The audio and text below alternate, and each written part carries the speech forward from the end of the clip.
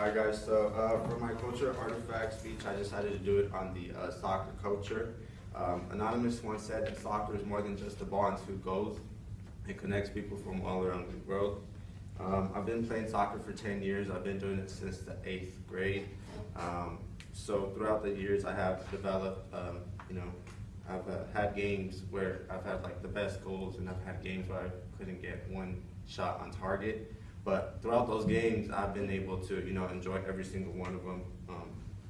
As I give my speech to you guys today, I want you guys to understand how a sport and the ball has an impact on people, whether it be soccer and soccer ball, or whether it be football, or whatever other sport. I just want you guys to really understand how it has an impact on people. So preview points is how the ball brings the cultures together, and then how it also has an impact on me. Without a soccer ball, I think there wouldn't be truly a culture. Soccer didn't develop without a ball. It would have developed with the ball. And then through the use of that ball, people would be able to come together. It's like a race car driver that is geared up, he's suited, he's ready to go, but he doesn't have his car in front of him. He wants to partake in that race car culture, but he doesn't have a car. So without the car, he can't really partake in such culture.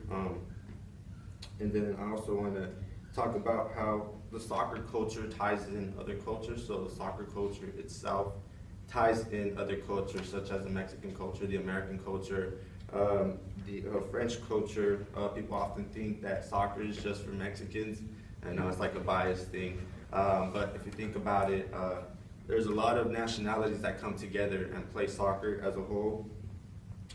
And then without the soccer ball, it wouldn't be what it is. And then some history behind the soccer ball is that each league has its own ball. So we can talk about the Major League Soccer here in the United States versus the Bundesliga in Germany. The ball with that is it could be different in the ways of the design, the color, and sometimes the brand. For example, this is a Nike, sometimes you have Diadora, sometimes you have an Adidas ball. So each league has its own ball with that. And then for example, how many of you guys know what the World Cup is? Okay, a couple of you. World Cup is held every 4 years, began in 1931 to present day. 2014 was the last one we had. There have been 21 different World Cups in different countries. And if you guys were to Google evolution of World Cup soccer balls from 1931 to present day, you guys will see 21 different balls that each have a design for their specific ball. For example, I believe the South Africa ball had a design explaining the diversity of the FIFA World Cup. And then reasons why I identify with this culture, I guess we can say a lot of sports sometimes. It could either be because we're part of it, it's something that we chose as a kid, sometimes it's family. And then for me, it would be family. My dad, my uncles, cousins, grandparents have all played soccer. They all came from Mexico, so I guess you can say really that soccer ties in with family backgrounds, and then as a kid I've just been growing up and playing with it. And then it also, I want to mention how soccer shapes somebody. It could be physically, it could be mentally. The way you think of a soccer game, it's not just, oh, let me play soccer, okay, I'm ready.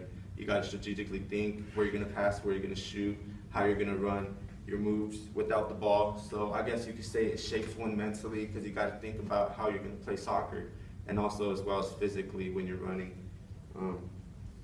I want to mention how soccer serves as a remedy for me. When I'm playing soccer, it's crazy to say, but things just go blank. Like, I don't really think about other stuff. I don't think like, oh, what am I going to do next weekend? What am I going to eat later on? I'm hungry. Like, once I'm on the field, I throw my cleats on. It's go time, it's game time, it's ready to go. I'm not really thinking about anything but the game. So it's something, I guess you could say it's a passion. And then I conclude my speech. I just want to review my thesis and say how soccer brings people together.